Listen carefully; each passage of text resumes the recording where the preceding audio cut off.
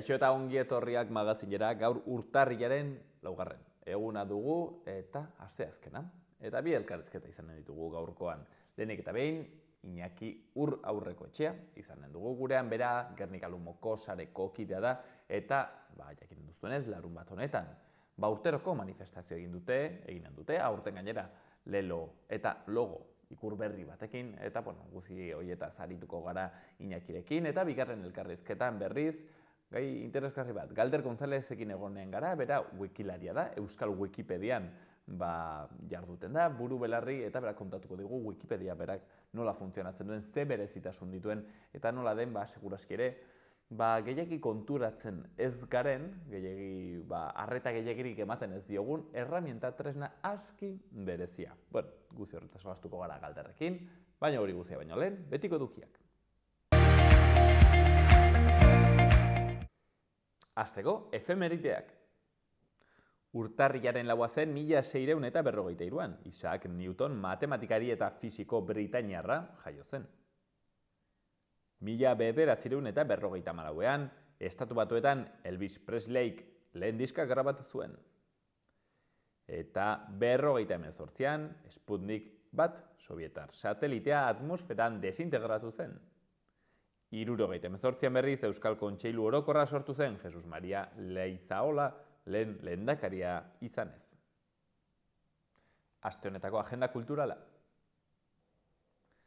Gaur, logela multimediak eskainita Tartalo, Gaztaren sekretua, Euskal mitologiako ziklopearen kondaira fantastikori buruzko istorioa, kontatuko da Gaiarren 6etan. Eta larun bat honetan, ipuin kontalaria, Sutondoko ipuinak, Maitane Perez, bere eskutik, arratsaldeko 6etan Arrosariako Zibiboxean, sarrera doakoa izanen da aldez aurreko inskripzioarekin. Baitere, Asier Kidam magoaren ikuskizuna atxaldeko 6:30 Uharteko Kulturretxean, sarrera 3 euro. Eta Olatz Salvadorrek urteak daramatza musika eszenan murgilduta 2010an hasi zen Eskakeitan bandan eta 2018an argitaratu zuen bakarkako estudioko lehen lana, Zintzilik.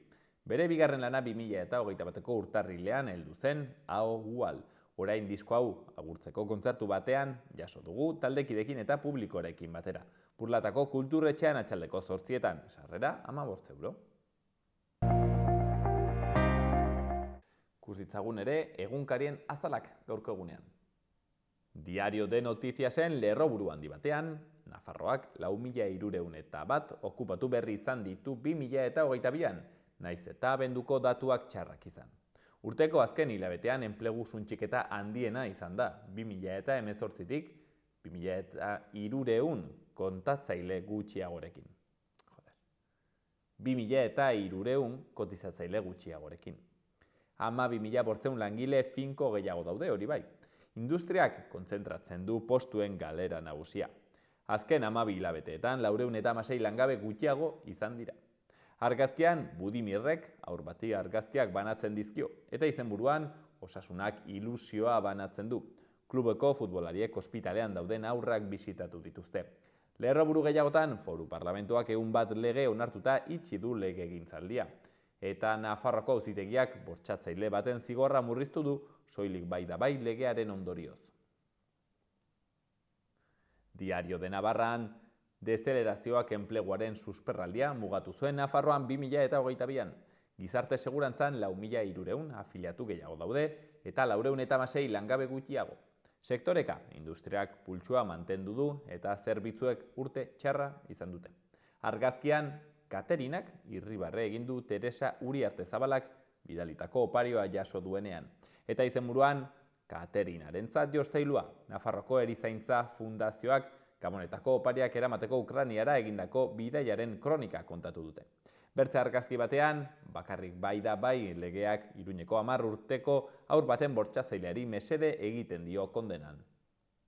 Gara egunkarian, lerroburu nagusian, Arriolaren bertze lizitazio bat aurkitu dute pleguetan sinadura irabazlearekin. Senerrekin, 2021an gertatu bezala, EH Bilduk Euskal Trenbide sarearen lehiaketa publiko bateko metadatuetan aurkitu du gerora irabazi zuen enpresaren izena, Sisteplant. Argazkian, sareko kideak eta beren logoa. Izenburuan, bandera berri bat presoen etxeratzea aldarrikatzeko. Bertze berri batzuetan, Frantziako gobernua erretiro adina luzatzeko planak moderatzeko prest, baita ere Nazio Batuen erakundeko 3 errelatorek kontuak eskatu dizkiote Madrili Pegasusekin espioitza egiteagatik, eta berriz ere israeldarren provokazio larria mezkiten zelaigunean. Berri egunkarian, argazkian, sarek eta etxeratek atzo Donostian egin zuten agerraldiaren argazkia. Eta izenburuan ikur berri bat urrats berrientzat. Sarek eta etxeratek ikur berri bat sortu dute, iritzita bukatzear dela urruntze politika 34 urtez iraunduena eta dei egin dute presoen gradu aldaketak sustatzeko. Begoña Atxa eta Inaxio Oiartzabal, sareko eledunen hitzetan, presoak etxeratzeko prozesuaren oztopoak gainditzea izango da, jomuga nagusia datozen denboretan. Berri gehiagotan, 2013tik ez zen hain abendu txarrik izan enpleguarentzat, baina jaitsi egin da langabezia 2021tik. Eta Israelgo segurtasun ministroaren provokazioa salatu dute palestinarrek, baitere, Barakaldoko udalak ez dio helegitea jarriko euskara eskatzearen aurkako epaiari, eta Irungo, Baionako eta Bordeleko alkateek eskatu dute oraingo trenbidea berritzeko. Euskal Herria irratian, 416 langabe gutxiago Nafarroan 2022an. Abendua hilabeterik okerrena izan da 2018tik 2300 landun gutxiagorekin. Elak eta Labek lan merkatuaren prekarietatea salatu dute. Komisiones Obrerasek eta UGTek aldiz lan erreformaren eragin ona azpimarratu dute. Alboko berrian, bertze 2 biktima identifikatu dituzte Baternaingo hobian, DNA bankuaren bitartez. Eta azkenik Javier Akama Geroa Baiko kidearen hitzak. Malagan egin behar dituzte genital aldaketak nafar transexualek Bizkaian arrakastaz egiten ari direlarik. Gaurko eta biharko eguraldia. Antizikloiaren babesean gaur egonkortasunaren bidetik jarraituko du eguraldiak eta atzokoaren tankera beretsua datorreguna. Giro eguzkitsua gailenduko da, ipar partean hodeiguneren batekin, batez ere kostaldean, behelaino ere sortu liteke barnealdeko bailararen batean, batez ere Araban, egun sentiko giro hotze eta barnealdeko 0peko balioen ostean, eguzkiak eta hego ukituko haizeak giroa goxatuko dute eta maksimoak asteartean baino 2 gradu gorago geldituko dira. Barnealdean haizea aldakor ibiliko da. Eta bihar, presio altuekin, egonkortasunaren bidetik jarraituko du eguraldiak eta giroa eguzkitsua izanen da. Egun sentian behelainoa sortuko da barnealdeko hainbat bailaratan, batez ere Araban eta baliteke Arabako lautadan iraunkorra izatea. Hodeitza honekin temperatura minimoak zertxobait igoko dira, baina hala ere barnealdeko hainbat txokotan izotza bota dezake. Temperatura maksimoetan ez da gora beherarik espero. Haizea ahul ibiliko da eta arratsaldean kostaldean ekialdetik ibiliko da.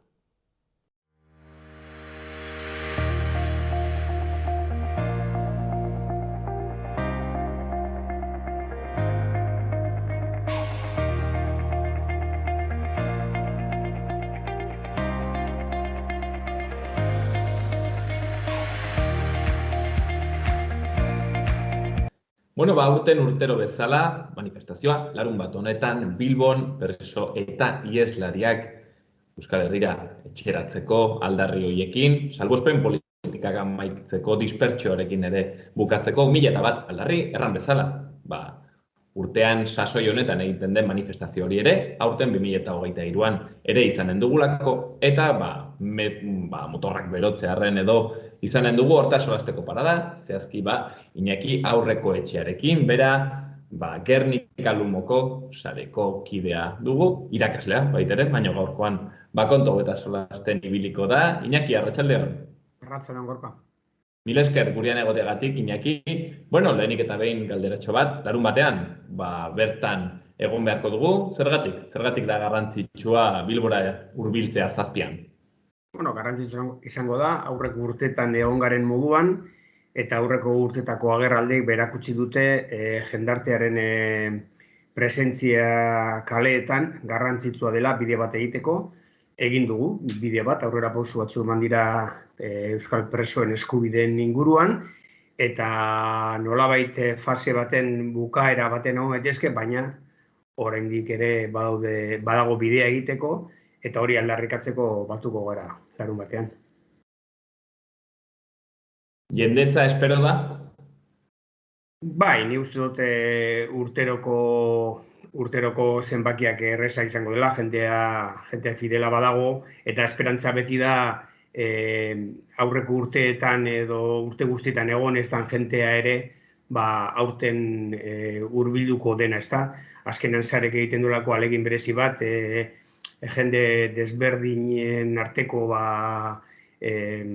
solas bat edo bilkura bat izan daiten sare herritarra, eta basaitik ez, mezuarekin bat egiten duen jende berria ongi etorri izango dela.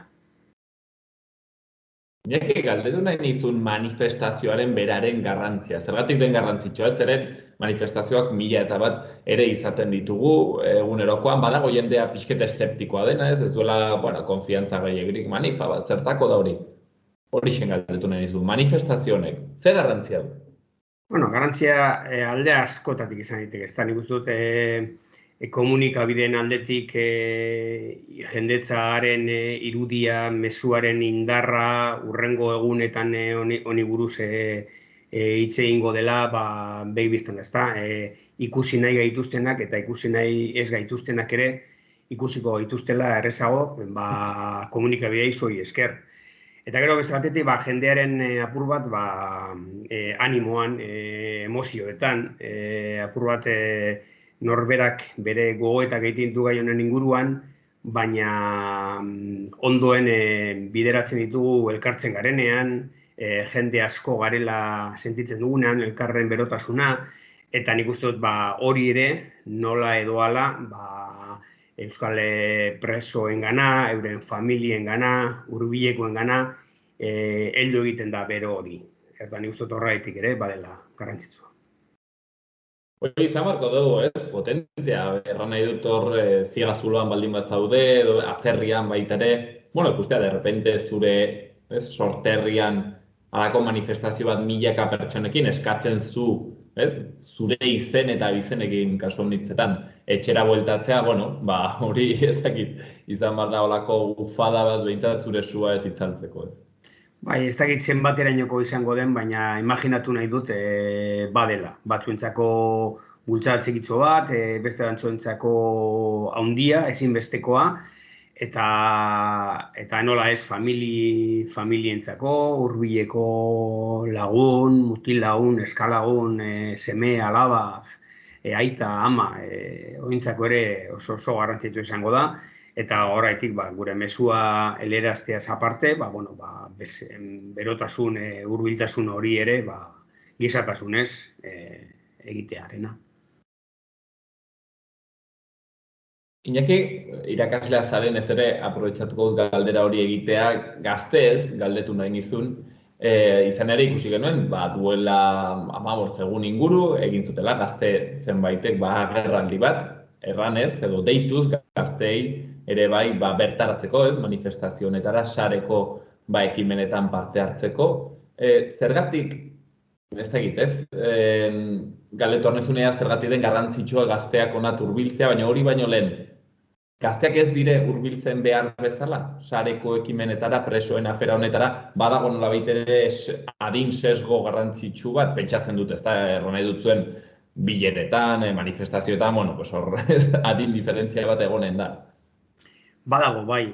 Gai honetan, gai askotan seguruenik, baina gai honetan ere badago, batetik ulergarria da, gaur eguneko gazteak, 25-20 urtetik berakoak, ez dute euskal gatazka bizi izan dugun moduan. Alde horretik normala da, eta beraz ari dira, orain, euren helduaroan sartzen ari den honetan, gatazkaren konponbidea deitzen den prozesu honetan. Ez dute ezagutu gatazka bera, ordan gatazkaren ondorioak ez dituzte bizi, beste batzuk bizi izan ditugu moduan. Hori alde batetik, horrek eragiten du apurua distantzia bat. Beste batetik, betikoa, ez da, herri mugimendutan eta erreleboa eta errelebo falta, hor ardura, gaztena bezain beste edo gehiago, heldu hona ere bada. Guk Gernikan badaukagu ardura berezi bat, saiatzen ari gara, herriko eta Busturialdeko gazteekin ere lan bat egiten, gure mezua helerazten, guana etor daitezen, beraien mezua sortu dezaten ere bai, gai honen inguruan, eta, bueno, tokatzen zaigu guri ere bai, gazteak informatzea, gazteak erakartzea, gazteei entzutea, eta protagonismoa lehengo astean izan zuten moduan, behar dutenean eta hala nahi dutenean beraien ematen. Eta hurrengoan eurek izango direlako gure lana egingo dutenak. Zaten zenuen belaunaldi errelebo arazoak edo badira kasu zenbaitetan, ez dakit, mito bat da, ez da zein da zure impresioa, gazteak ez daude lehen bezain politizatuak, zuk nola bizitzen duzu afera, gainera ikusten dituzula hor egunero, ez, gazteak, ikasleak, ze sentsazio? Sentsazioak asko dira, baina kontua da arrisku gehiago daukagula hanka sartzeko. Edozein gogoeta egiten dugunean ahoz goran, norberaren bizipinetatik hanka sartzeko. Azkenan gazteek sentitzen dute beraiek sentitzen dutena. Nik zerbait ikusten dut, nabari dezaket, batzutan impresio daukazu, ez daukatela interesik, beste batzutan interesa bai, baina ez dutela ondo bideratzen, karo, ari zarelako beti zure prismatik eta zure egiteko moduak ez direla ere zuzenenak izango. Orduan, kontua da elkar laguntzea, nik uste hor dagoela. Ni badaude uste gazte erakunde batzuk eta gazte kuadrilla batzuk badaude sentsibilizatu direnak gai askorekin, tartean presoen eskubide, preso deportatu eta exiliatuen eskubidekin ere bai, beste gai batzuen artean, eta hori egiten dutenean edo gogo hori agertzen dutenean, gure lana da lagundu ondoan egon eta alba dute gure esperientziatik zerbait garbi atera, horretan lagundu.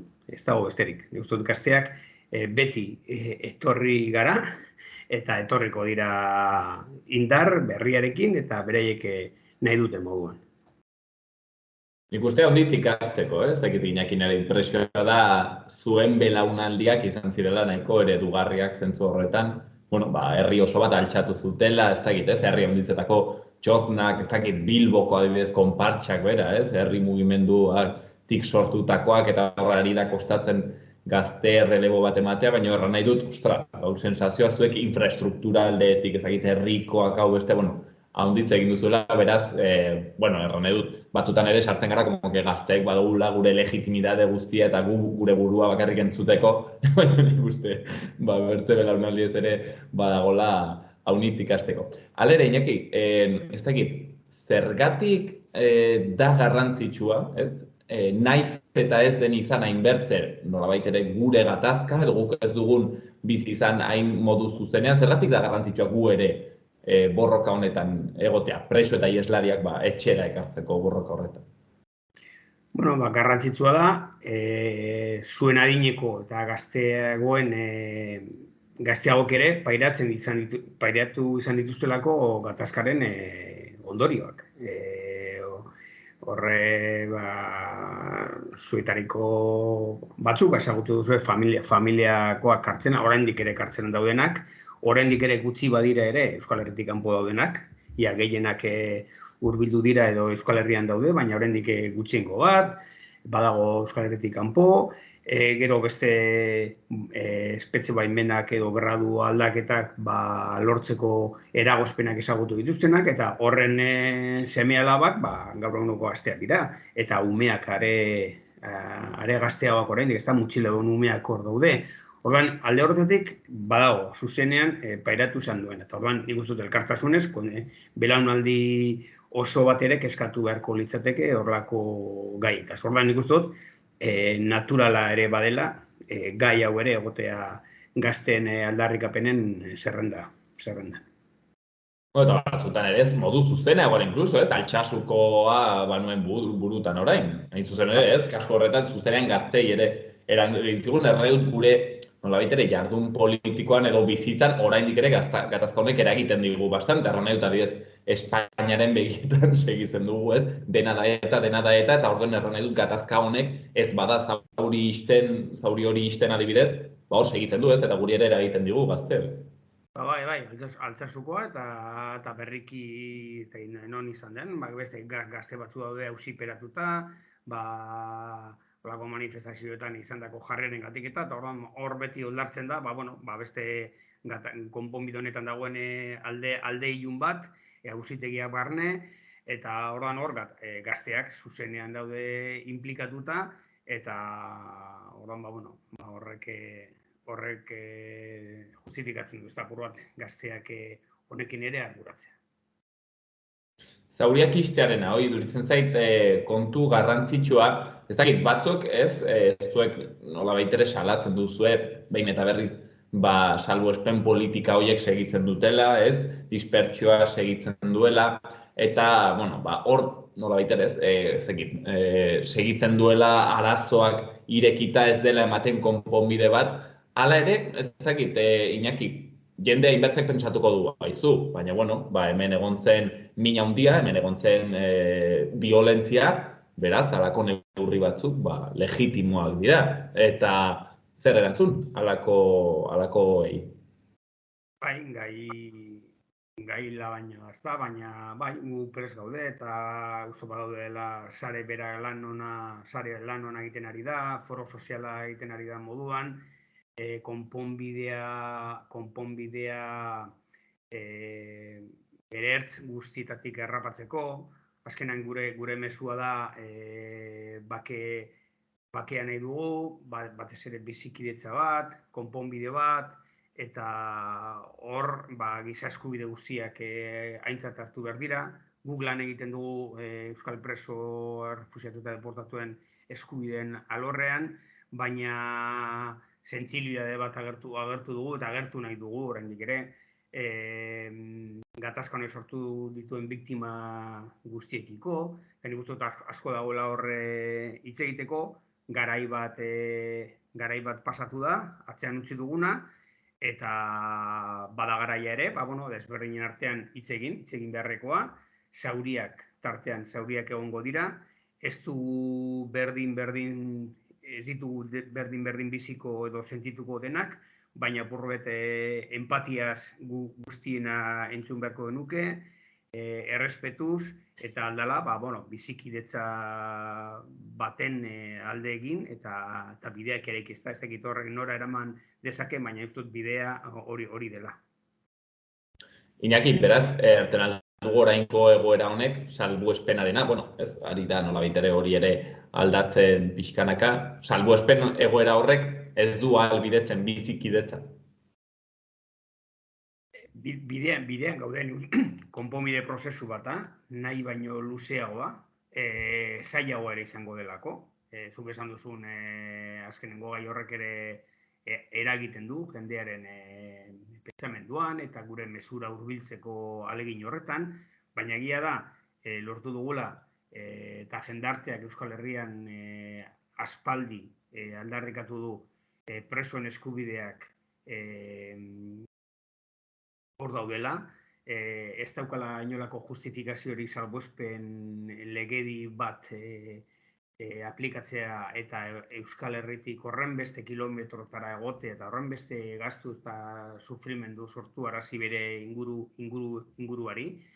Hori ulertu du Euskal Gizarteak eta ez Euskal Gizartea bakarrik, erakundeek ere Espainiako gobernua berak ulertu du eta mugimenduak egon dira, preso gehienak Euskal Herrian daude, gutxi batzuk lehen esan dudan moduan falta da, urrunketa amaitzen ari da, hori da aldarrikatuko duguna larun batean, amaitzen ari dela, baina oraindik espetxe baimenen kontua dago, gradu progresioarena, gradu progresio batzuk onartzen dira, baina gero auzitegi nazionalak atzera botatzen ari da, hor berriro dago beste konponbideak aurrera egin ez dezan lan egiten ari dan erakunde bat ematen duzta, auzitegi nazionalak. Hori guztia haitik, bildu behar gara larun batean, eta erakutsi guk urratsak ematen jarretu nahi dugula, bakegintzan, konponbidean, eta bizikdetzan.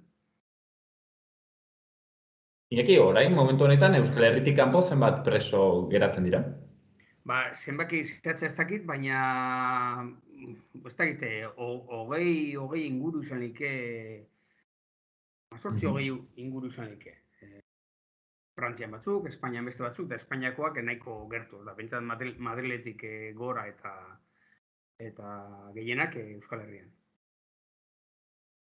Hurbilketa hori ez dakit, behintzat harro egoteko kontua da, ez? Zerra nahi dut, eta nik ulertzen dut zuek ez saretik beti egon martzaretela, borroka horretan etenik gabe eta aldarrikatzen oraindik ere badiren injustizia guzti horiek, baina izu, bertze aldetik ez dakit, ez? Sekulako ibilbidea egin da, azken urte guzti hauetan nolabait ere azeleratu dena, ez? Eta batez ere familia honditzen bizitza aldatu duena, ez? Baina hori zen solasean bain zuzen ere espetxean aire batzuen pertsona batekin erraten zuen beretzat aldaketa handiena etzela izan nolabait ere pertsona hori presondegitik aterazenean baizik eta Kadizetik honaino etorri zenean, ez? Erran nahi dut, osea, pertsonaren bizitzen ikaragarrizko aldaketa zela, astebururo joatetik araño, Gasteizera hurbiltzea, ez? Adibidez. Bai, hori herrian ere igertzen dugu, eta hemen inguruko presoen familia artekoetan eta lagun artekoetan zenbat nolako sama arindu zaien aidea Kadiz, Almeriatik lehenengo Madril ingurura eta gero Euskal Herrira ekarri duten, ezta? Gurasoak dituzten presoak eta gurasoentzako zen nekagarria zen olako bidaia egitea, eta naiz eta kartzelan egon eta kondena bat betetzen egon, gertutasun horrek nola erresten duen, ezta, eguneroko bizitza alde bietan, bai kartzelan dagoenaren ikuspegitik, eta bai babesa edo maitasuna agertu nahi dion, zenido lagunaren ikuspegitik ere bai. Eta horregatik guk, esaten dugu posgarria dela, azken urtetan egiten den urratsa. Urrats hori jendarte zabal batek ahalbidetu du. Larun batean egingo dugun manifestazioan moduko agerraldiek ahalbidetu dute. Sareek, foro soziala eta beste elkarte eta biktimen elkarteak eta egin duten lana edo mezuen gaitik eta bai, eta erakundeek, ere bai, erakundeetan dauden pertsonek eta gizasemek, aurrera atera dituzten edo arau, lege, edo proposamenetatik ere atera da. Beraz, lortu dugu, guztion artean lortu dugu, konponbidea bera urratze erabakigarrietan egotea. Borrokak merezi du beraz, Iñaki. Bai, biztan da. Sare sortu zenetik 9 urte izango dira urten, datozen hilabetetan, eta bai, guztot hor lan 9 urte horietan bakarrik lan asko egin dela, eta merezi izan duela, beraz, honen ezin dugu besorik jeitzi eta pausurik makaldu. Larun batean, beraz, bertan Bilbon egon beharko dara, hoixen presoen eta ieslari politikoen etxeratzea aldarrikatzeko, salbuespen politikak etetzea aldarrikatzeko, sarek erraten duen moduan, eta dispertsio politikak ere behingoz, naiz eta nekek erraten zuen moduan, gero eta gutxiago gelditzen diren, hoien ere bukatzeko, hortzen, sareko kideen aldarria, eta gonbetia larun batean etortzeko, Iñaki aurreko etxea, sareko Gernika Lumoko kidea, hau guztia kontatzen. Iñaki, mila esker handitz, gaur hartutako tarte honengatik. Bai, eskerrik asko zuei.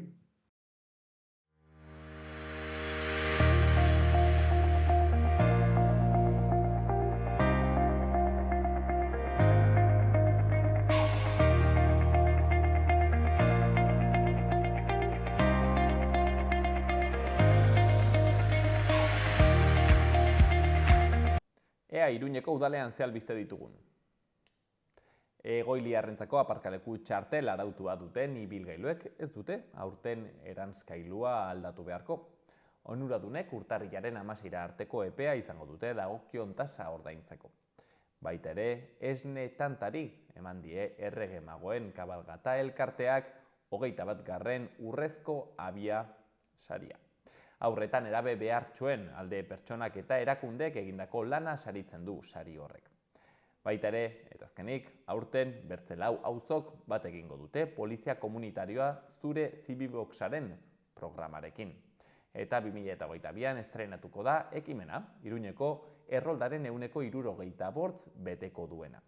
Iaz, polizia zerbitzu horrek 3.300 esku hartze baino gehiago egin zituen hurbileko ikastetxetan, osasun zentroetan eta etxeetan bertzeak bertze.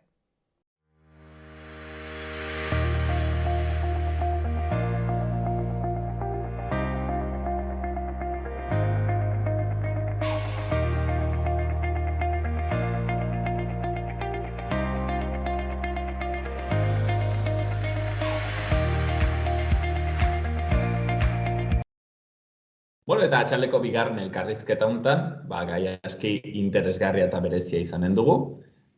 Nik kuriosidade berezia dut gainera gai honetan, izan ere Wikipediaren nire nahiko friki fana naiz, egunero erabiltzen dut, egunero xailtxeatzen dut hortik, bakizue hiperbinkuluetan erortzen altzara, batetik bestera salto ginez eta orduak eman, ez dakit, inbertzerako den, baina edozein kasutan erramienta aski interesgarria eta gaurkoan zortea izanen dugu, hain zuzen ere Galder González wikilariarekin, euskarazko Wikipedian aritzen den pertsona garrantzitsu horietako batekin. Honetaz, solasteko aukera izanen dugulako. Atxaldeon, Galder? Atxaldeon. Bueno, Galder, gu berrietan bereziki erabiltzen den aplikazioa da Wikipedia. Erran nahi dut hor, ez? Egoten gara kuñatuak eta osabaizebak eztabaidatzen eta hor Wikipedia beti dago eztabaidak nolabait ere zanjatzeko, ez? Bai, ez dakit. Lehen eztabaidak luze joaten ziren eta ere kuadrillakin tabernan eta gau oso egon zintezke zerbait eta eztabaidatzen. Eta gaur egun egia da, poltsikoan daukagun ordenagailu horri esker, batzutan azkar bukatzen ditugu eta beste gai bat bilatu behar dugu.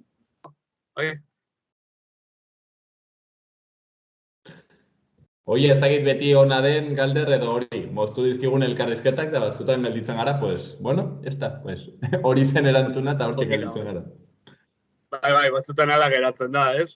Gai berririk gabe. Baina, egia da interesgarria dela diozuna, ez? Jende asko ja fiatzen da Wikipediak dioena, hau da hori da erantzun zuzena. Eta ez da berti horrela, hau da, nik ere Wikipedian maiz ibiltzen garenok, maiz ikusten dugu gauzak ez duzula. Hau seguru ez dela horrela, eta pixkat ikertuta, libururen bat begiratu, edo beste webgune batzuk, konturatzen zara, agian, data bat gaizki agertzen dela, edo norbaiten jaiotza urtea ere gaizki agertzen dela, norbaiten mende bat beranduago jarri duela, ez? Orduan, gauza horiek ere, ez pentsa, maiz gertatzen dira. Hain zuzen ere hori galdetu behar nizun, Galder, Wikipedian ez dakit duela urte batzuk adibidez, ez dakit ezen sobera konfiatzen edo, badakizu, akaso bertze, nizerdakit, produktu merke horiek bezala, erresa usten diren horietakoak bezala, holako zerbait kontsideratzen genuen Wikipedia, badakizu, konfiantza gehiagirik ematen ez duen zerbait bezala, baina ez dakit hori aldatu den, azken urteetan, gaur egun akaso ja ez dire gertatzen lehenagoko aldre beskeri horiek Wikipedian, eta orain, hori ez, jendeak badu konfiantza erraten zuen bezala. Bai, gertatuta jendeak konfiantza gehiago duela, egia da, objektiboki ez da nire bertan nagoelako, baina produktua helduagoa da. Gauza gehiago ditu, hobeto dokumentatua dago, gero eta denbora gehiago pasa, pentsa dezakegu hobeto gongo dela. Pentsa dezakegu, ez da beti horrela gertatzen, pentsa dezakegu. Eta egia da, lehenengo urteetan bazegoela mesfiantza hori, hau nork idatzi du, ez dago sinatua, norde egilea, nondik atera dute hau, baina azken urtean erreferentzia bibliografiko pila bat gaitzen dira, eta horrek, ziurtasun bat ematen du. Eta gero, azkenengo, ezakitzen 5-6 urtetan edo, ez, gertatu den kezka hori fake news eta albisteen edapenarekin, eta badirudi Wikipediak irabazi duela justo kontrako bidea, ez, edo kontrako fama, ez, eta da, albiste bat ikusten baduzu kontrastatu dezakezula bertan, eta bertan ikusi dezakezu ea beste norbaitek ere gaia landu duen. Eta normalki horre interesgarria da ikustea, ez? Batzutan ikusten, ezakin hori hila, eta zoaz Wikipediara, eta ez bada bertan agertzen da, oraindik ez dela hil, ez? Horrelakoak, interesgarriak izaten dira, ze jende askok ematen dio, garrantzi hori. Egia da, hori dela azkenean, milaka pertsona daudelako bertan, alik eta fede onarekin, ez mundu guztia, baina, bueno, alik eta fede onarekin, aldiz hori begiratzen, sinisgarritasuna begiratzen, beste iturri bat kontrastatzen, eta, bueno, horrek ere, egiten dio irabaztea fama hori. Txo bat hobeto dagoenaren fama. Neri horrek beti ematen zean nahiko rabia, zeren ez beti erabiltzen zen txiste bezala edo, bueno, hori zera atera duzu Wikipediatik, hola, bakizu zorroztasuna handirik izango ez duen zerbait bezala, baina gero egia da joaten zara Wikipediako artikulu handitzetara, eta badituzte referentzia pila bat, ezagite, ez, aldaketa klimatikoaren artikulu batera sartzen zara, eta badituzte igual, ezagite, 100 eta piko referentzia zitatuak horazpian, azkenean artikulu akademiko batetik kasi kurbilago dagoela. Bai, artikulu akademiko batetik hurbilago dago, eta horrek ere, unibertsitatean badago jendea ere esaten duena, agian pasatu garela, ez, frenadaz. Ez duela zertan hala izan behar, laburragoa izan zitekeela, ez duzuela zertan zitatu behar guztia, baina egia da, fama hori irabazteko, ez, jende asko esaten da, baina hori Wikipediatik atera duzu, karrera izango balitz bezala, ez, nolabait esango bazen bezala, baina hori ez zer irakurri oso, Enciclopedia Britannican, bai, ez, Enciclopedia Britannican, ez, azkenean konsulta obra bat da, eta konsulta obrek, eskaintzen dizutena da, erantzun azkar bat, agian gehiago behar duenentzat, hau da, unibertsitateko lan bat orkestu behar baduzu, Wikipedia ez da oinarrizko iturria, agian da lehenengoa jakiteko pixkan nondik doan, baina beste liburu batzu daude, sakonagoak beti, ez gu planteatzen edozein gairen inguruan lareun horri alde idatzi behar direnik, ez? Liburu bat idatzi behar denik. Beti da, bueno, sintesi bat. Eta jende asko hori pentsatzen du ere, ez? Oraindik, ez? Baina hori edonork idatzi du, eta ez da inerreza sartzea gezur bat jende asko konsultatzen duen entziklopedia batean. Asko zerrezagoa da sartzea gezur bat liburu batean, adibidez, ez? Liburua egile zehatz bat dauka.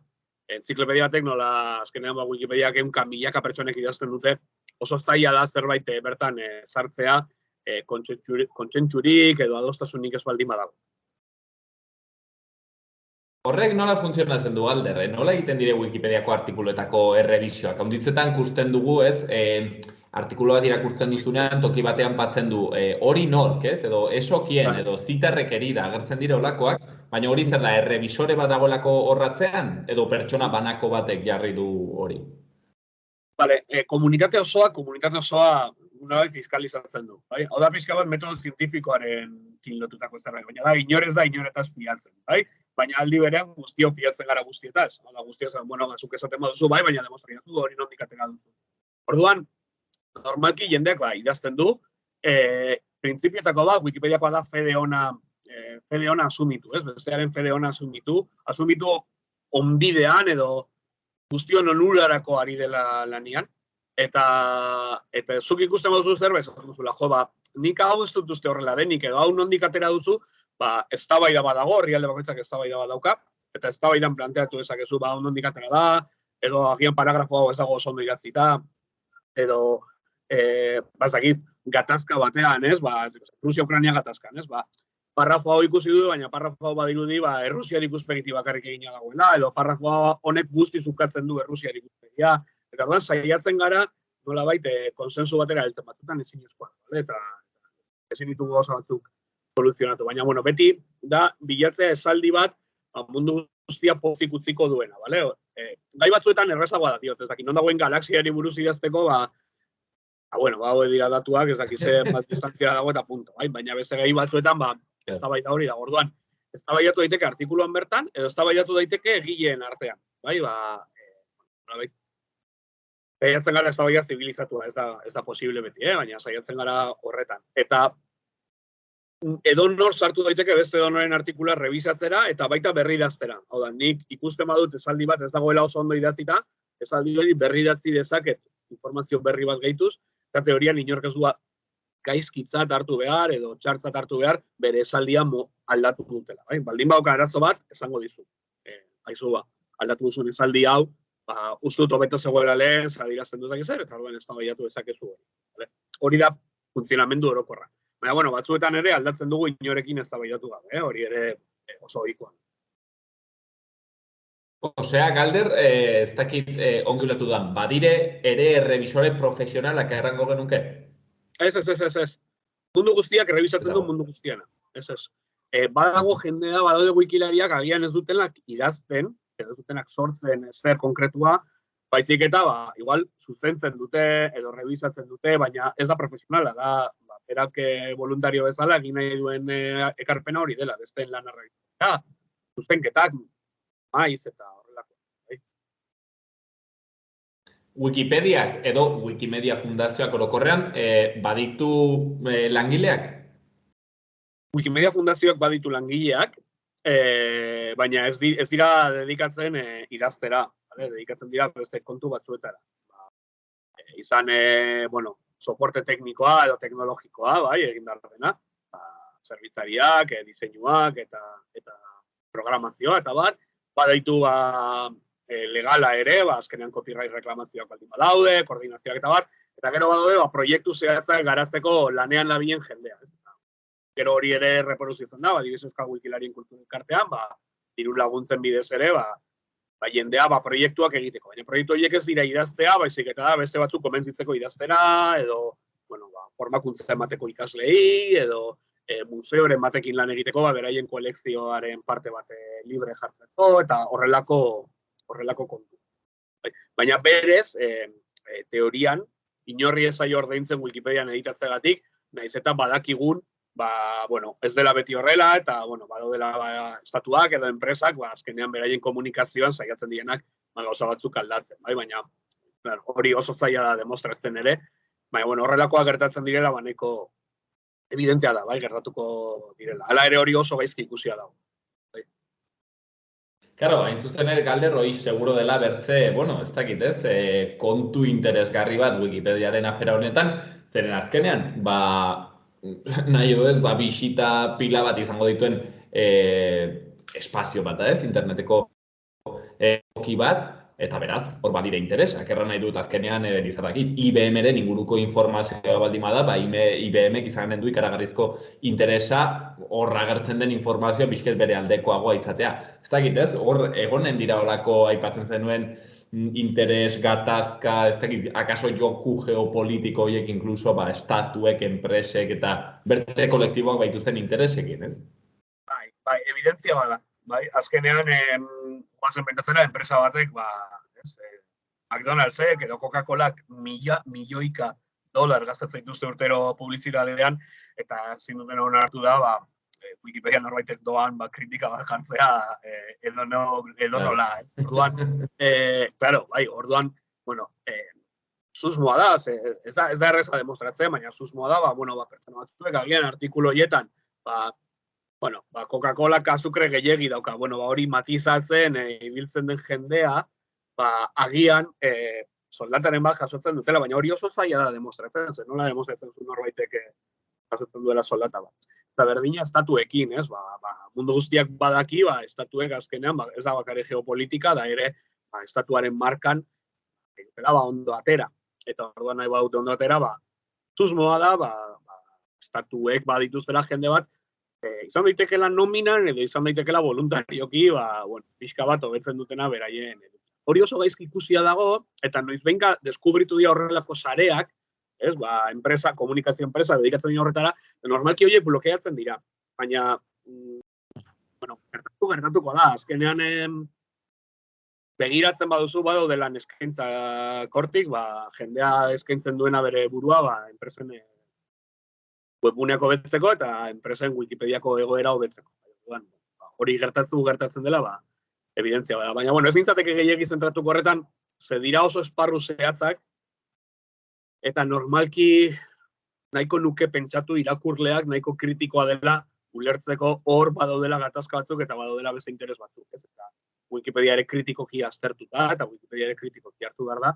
Eta igual hemen,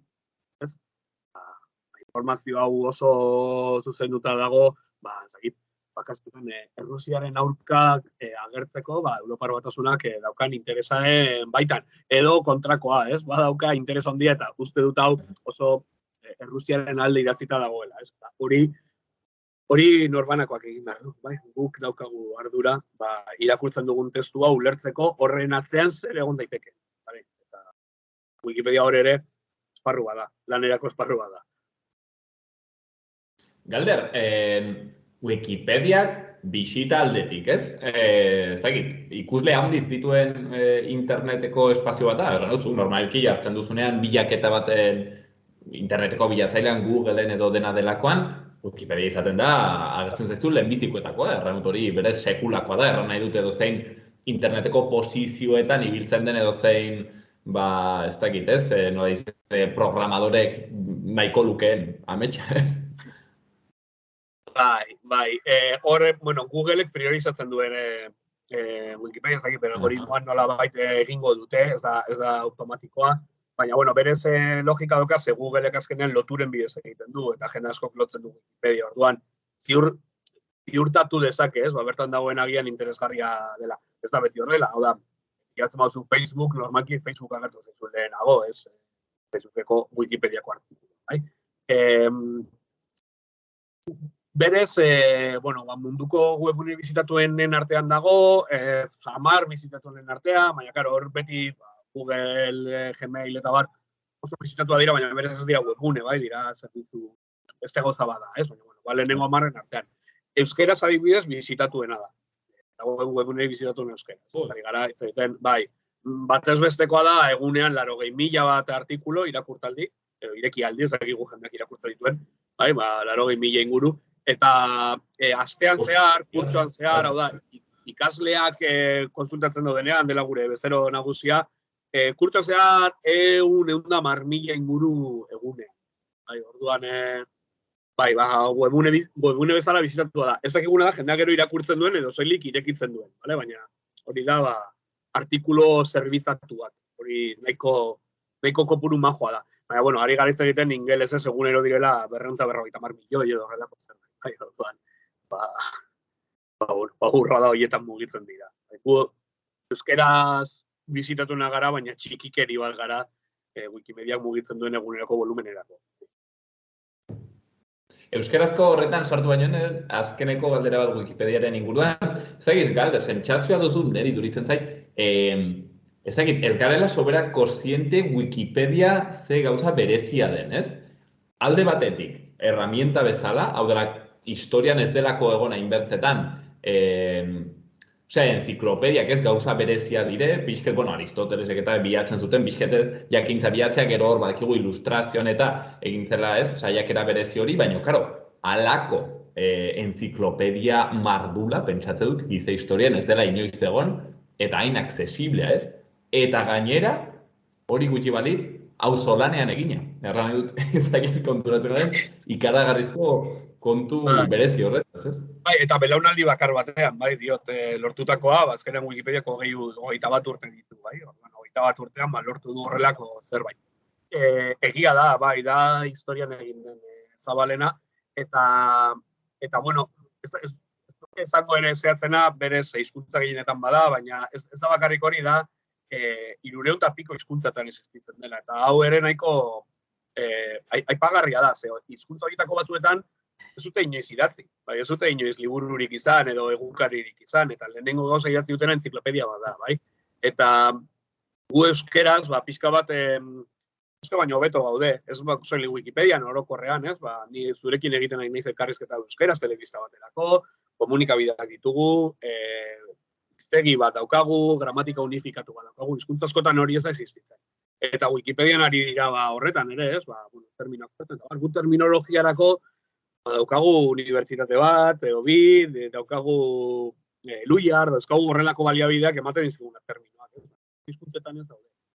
Euskera, horretan pixkatxo bat hobeto badago. Gero ere badago jende asko esaten zuna hori, ez? Baina euskeraz gutxi dago, edo euskera... Hombre, claro, konparatzen mazara ingelesarekin, 6 milioi eta erdi artikulo, monstruosidade bat, bere horretan, bai, ez gara inoiz irikiko, azkenean hau voluntarioak egiten dugu, eta eskuak behar dira, sortzeko eta itzultzeko, eta guk egin behar duguna da, nagusia garrantzitsuenak itzuli bez hizkuntzetatik, denbora dela, baina baita ere gure ikuspegia sartu behar dugu, ez? Eta Euskal Herriari buruz idatzi behar dugu, eta gure hizkuntzari buruz, eta gure herrietan dauden pertsonei buruz, ez inork ez duela idatziko, horretaz idatzi behar dugu. Eta orduan, claro, euskaraz ditugu, 1.000 artikulotik gora, ez? Pentsa, Lur hiztegi entziklopedikoa, zela genuen zabalena, imprimatutakoa, 63.000 sarrera ditu. Pentsaba, eta asko oso laburrak, ze hiztegi moduan ere funtzionatzen du, ez? Orduan, gu ditugu 400.000 gara, pentsa, imprimatuko bagenu lur entziklopedia, baina 20 aldiz gehiago, vale? Volumenean. Bai? Eta hori, voluntarioek egin. Pentsatu da, barkatu Galder, pentsatu da noizbait imprimatzea Wikipedia edo badago olako saiakerari? Pentsatu, dirua behar da, horretarako, eta ez da oso praktikoa. Badago artista bat, egin zuen, orain dela urte batzuk instalazio bat, alemanezko Wikipedia imprimatu zuela, baina erakusketa baterako arte garaikideko erakusketa batean, eta horrela volumen bat imprimatua, eta besteak simulatuak, eta horrela. Eta egon zen, ere, egon dira enpresak planteatu dutenak, imprimatzea, zakize urteko edizioa. Kontua da ez duela inork erosiko, eta nahiko absurdoa. Claro, nahiko absurdoa da, aldortetik. Hau da, fetichismotik, imprimatu nahi dut urte honetako entziklopedia. Polita izango ez, baina lan da, maketatu behar duzu guztia, bildu behar duzu guztia, ez da lan erreza. Zote izut, euskeraz, lur entziklopedia zituen 13 tomo, eta gutxi gora bera antzeko maketazioarekin, euskerazko Wikipedia izango legiateke 200. Baina ingelesezkoa dira 3.000 eta 700 edo horrelako zerbait, da izugarri handia, bai. Orduan, hori eskuragarri daukagu, eta gainera, historian ez genuen bezala, eta da, lehen esan duguna, mobilan daukagu. Edozein momentutan daukagu eskuragarri. Eta hori, gizaterian historian lehenengo aldia da. Gure leloa edo Wikipedian, munduko ezagutza guztia doan munduko herritar guztien esku jartzea, eta horretara lortzea, ezinezkoa da, ze munduko herritar guztiak dira, eta munduko ezagutza guztia bildu ezina da, baina, gutxienez, oinarrian jakin behar dena, edo oinarrian eduki behar duguna jartzea, hor dago, Eta bestetik, kontrakoa ere gertatzen da, eta batzutan ikusten duzu, eta honen inguruko artikulorik ez daukagu azenzara begiratzen, eta aurkitzen duzu, esparru oso bandon, ez dagoen euskeraz ezer idatzita, eta igual ingelesezko Wikipedian daude, 500 artikulo luze gai horren inguruan, eta batzutan da, honen inguruan ere, noizbait jarri barko gineteke idazten. Esan duzuna, daukagu eskuragarri zerbait, ilustrazioan amets bat izango litzatekena, jende askoren artean eginda, nahiko txukun, eta, gure kasuan gainera euskeraz daukagu, eta hori bai ez dela gertatu hain maiz historian. Gainera, hori ez da, noizbait ere entzuna dut, dela pixken hasierako internet horren... Barkatu, Bai. Ez que entzuten dut nire burua bikoiztua. Listo, orain ja ez. Bale, espera, Zerran barnuen. Bai, Galder, gainera, ez dakit noizbait ere entzuna dut, Wikipedia dela pixket hasierako internetak ekarri zuen ilusio horren, ez dakit, adibidea edo, ez? Pentsatzen zen garai horretan internetek ekarriko zuela, ikaragarrizko demokratizazioa gauzena ez, software libreak izango zela, soixen, ez? Mugimendu sozialentzat eta jendearentzat ikaragarrizko esparrua, gero urteekin, ikusi da, nola ez, beti hor, kapitalak sartzen dituela bere atzaparrak, eta egin dituela hortzen bere jokuak, boterea duenak azkenean manejatzen duelako, baina Wikipedia da, ez dakit ez, kasi salbuespen horietako bat, internet izan zitekeenaz, ez? Bai, hori izaten da, ez? Nolabait, Wikipedia jaiotzen da 2001, urte horretan ere Creative Commons lizentzia jaiotzen dira, eta da pixka bat, hasierako internetaren, ez dakit ezan, hau gehiagizkoa da, fase heldua, ez? Nolabait, hasierako internetan, non denetarik aurkite dezakezu, pixka bilatzen baduzu, baina pixka hackerra den, bere horretan, ez? Logika horretan, partekatzearen logikan sortzen da, eta agian da, azkenengo produktua sortzen dena horrena, ez? Gero jazten dira, plataformen, YouTube sortzen handi gutxira, Facebook ere handi gutxira, Google ere handi gutxira sortzen da. Ez pixka bat, horiek dira, gerora interneta nolakoa den markatu digutena, baina Wikipedia pixkat atzeragotik datorrena. Egia da, claro, hori esaten dugu idealki, iraganeko horrena, baina erreala da, gaur egungo teknologia batzuk ere badituela, eta partekatzeko moduak ere badituela. Badauka logika hori, ez? Partekatzearena, internet izan zitekeenarena, konturatzen bazara, publizitaterik gabeko eremu bada, eta horrek teorian askatasun gehiago ematen dizu, ez da beti horrela, baina teorian askatasun gehiago ematen dizu, eta, bueno, badauka bere gauzatxoak, 80ko hamarkadatik datozenak, eta gero interneten desagertu dira, hori, batzen duzuna. Kriston merkatua delako, eta publizitatean oinarritutako merkatua handi bat bilakatu delako. Galder, euskarazko Wikipedia, erraten zenuen, haunditzek erraten dutela artikulo gutxi daudela, nik pentsatzen dut proportzionalki artikulo haunditz daudela, ez dakit ala den, gero, berez euskal hiztunak ez dakit milioi bat inguru ez algaren, eta milioi bat hiztun izateko, ez dakit nola ikusten dutun kontua, hau da, hizkuntza potenteek duten Wikipedien artean, euskarak badu, ez dakit, bere lekua nahiko goian dago artikulu aldeetik, ez dakit, nola dago kontua? Gustatuko litzaiguke milioi bat izatea, gutxiago gara. Hartzen baduzu artikulu kopurua, hiztun kopuruarekiko oso goian gaude, lehenengo 10 artean, Eta gainera, gure gainetik daudena dira hizkuntza oso txikiak, hizkuntza eraikiak, hiztun oso kopuru txikia daukatena, eta artikulu kopuruan txikia da ere, baina proportzioan eragiten dio, ez? Artikulu kopuruan, momentu honetan gaude, 34. hizkuntza. Artikulu kopuruan. Eta gero guk orain daukagun neurgailu bat asko erabiltzen duguna, eta da funtsiozko artikuluak, dela Wikipedia guztiek izan beharreko gaiak, zerrenda batzu daude, eztabaidagarriak dira, baina zerrenda batzu daude, 10.000 artikulu entziklopedia guztiek eduki beharko lituzketenak, eta horrelakoak. Eta hori neurketa interesgarria da, ze pixka bat ematen digu hizkuntzen artean neurtzeko aukera. Ze neurtzen du, ez bakarrik artikulu edukitzea, neurtzen du ere artikulu horren sakonera, ze luzera daukan, ez? Ez da berdina edukitza artikulu bat, edukitza artikulu luze bat. Orduan, neurketa nahiko konplexu bat egiten du, eta hor, laster egingo da neurketa berria, joan zen hilabetekoa, baina 20. inguru gaude, 22. genden orain hilabetean, segurazki orain urtarrian berritzen denean, 20, 19, hortik, horrekada potente bat egin du. Orduan, hori da, kalitate orokorra edo artikuluen sakonera. Hori ikusteko, lehenengo 20 hizkuntzen artean egotea, euskaraz da munduko 300 hizkuntza hitz eginen artean. Eta hor gaude, kalitatean hortxe saiatzen, ez? Lehenengo divisioan, ez? Zenbat alde doren 20 edo horrelako zerbait egongo dira, hor lehenengo divisioan, nahiz eta farolillo rojo izan, hor jokatzen, ez? Eta mundu guztiari jokatzen gustatuko litzaigu Championsa edo horrelako zerbait egotea. Baina ingelesa, gaztelania, frantsesa, rusiera, alemana, oso hizkuntza potenteak dira, hor egotea zaila.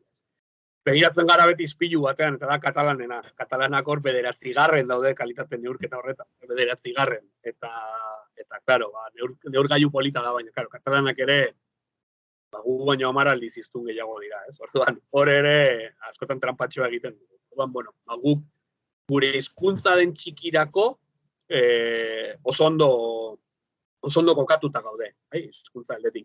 Eta hizkuntza txiki asko, esaten digute gure ispiluan begiratzen direla, ez? Galesak adibidez esaten du gure ispilua dela beraientzat interesgarria. Zergatik nola egiten dugu, zer egiten dugun, nola egiten dugun bultzatzeko eta bar, ez? Eta hor guretzat interesgarria da hor egotea.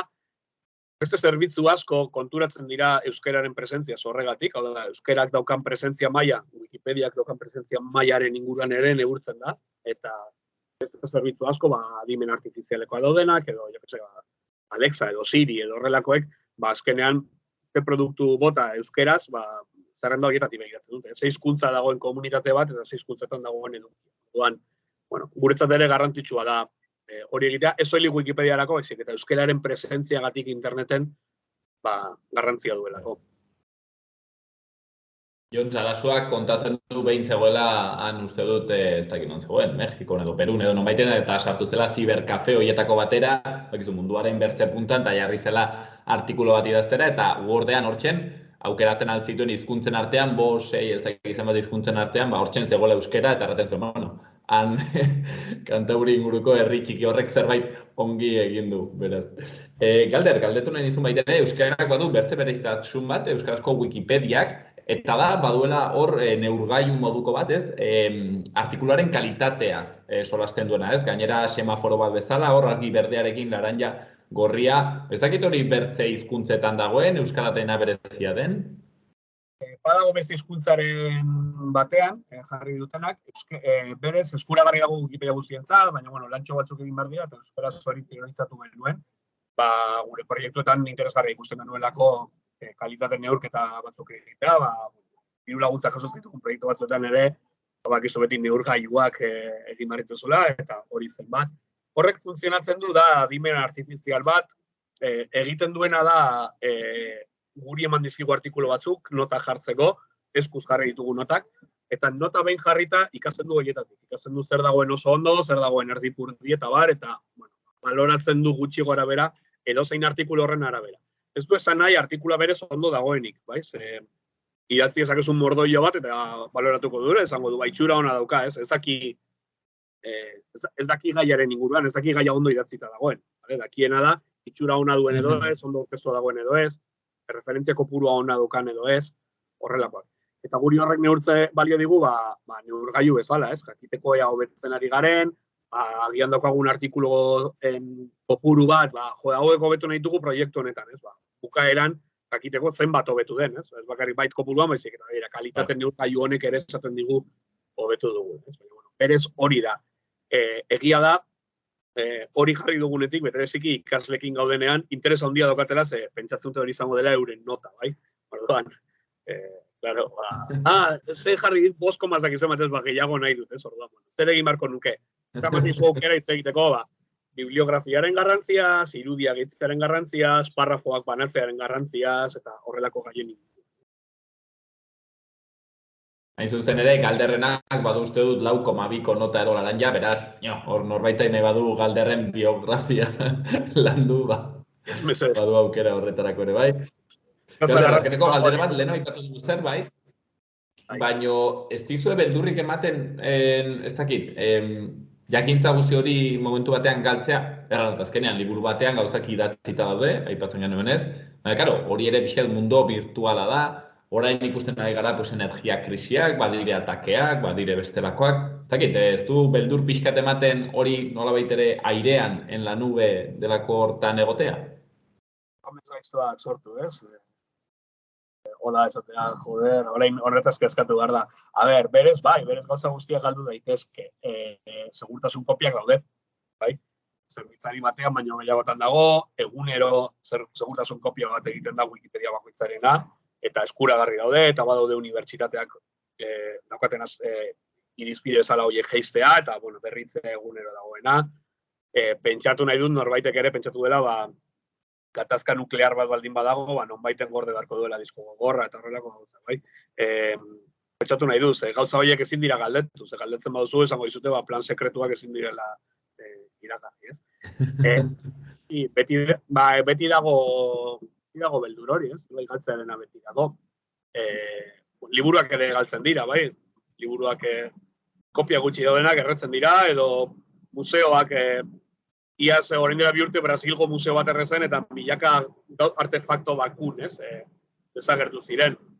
Orduan, beti dago beldur hori, baina, kasu honetan nola segurtasun kopiak dauden eta eskuragarri dauden, posible edukitzea. Inprimatzeak ez dut uste soluzionatuko lukenik asko, ez? Azkenean inprimatuko ez nuke egun zehatz bateko bertsioa, jaurrengo egunerako desfasatua dagoena, ez gehiegi, baina pixka bat desfasatua dagoena, eta hori ere galdu daiteke, ez? Artxiboak ere galtzen dira, orduan, bada Wikipedian eta edozein gauzetan, ez? Proiektuak artxiboetan eta horrela lan egiten duen jendearen amesgaiztoa, ez? Eta galtzen bada, horretarako bi kopia egin, alba da, eta alba da 3. Amestu duzu hori, Galder? Hola, ametsu batean Wikipedia sartzen zinela webgunean eta dena borratu zegoela. Ez dut amestu, baina, badaude zientzia fikziozko lan batzuk jorratzen duten horrelako kontuak. Ez Wikipedia baizik eta, informazio guztiaren destrukzioa, eta, kontrakoa ere ez. Lortu dugu informazio guztia biltzea, orduan ezin da informazio berririk sortu, eta orduan egin behar duguna da gizateria guztia erail, bai, zer berririk sortu ez dezaten, eta, badaude zientzia fikzioan hori jorratu duten lanak, baina, ez, nik ez dut, horrekin ez dut ametxik egin. Oraindik, zuk orain proposatu duzula, agian batek daki. Homer Simpsonek behin borratu zuen YouTube kapituluetako bat. Hori da, bai, Bueno, egin dezake Galder. Hoixen da. Bueno, guk hontan utziko dugu, sarreratik hau gai aski interesgarri horri. Bueno, nik uste dut egundoko dela Wikipedia, eta beno erraten nuen bezala, ez dugula aski baloratzen. Nik uste gauza ederrak ez direla inbertze, gure jendartean, badugu liburutegiak, badugu segurtasun soziala, eta badugu Wikipedia, behintzat, gauza horiek baditugu. Hain zuzen ere, Galder González moduko wikilari esker, euskarazko Wikipedian lan egiten duena, 2023 honetan ere, ez gara horretan sartu, baina segur naiz aski buru belarri ibiliko direla horretan. Hantxe, badakizue jendea bere gelako ordenagailu parean ibiltzen da, halako egiten, gero gu nahi dugunean, egu berrietan adibidez, sartu ahal izateko, eztabaidak nolabait ere funtsatzeko, behintzat hobe funtsatzeko. Galder González, eskerrik asko, gaur arratsaldean denbora tartea eskaintza dut.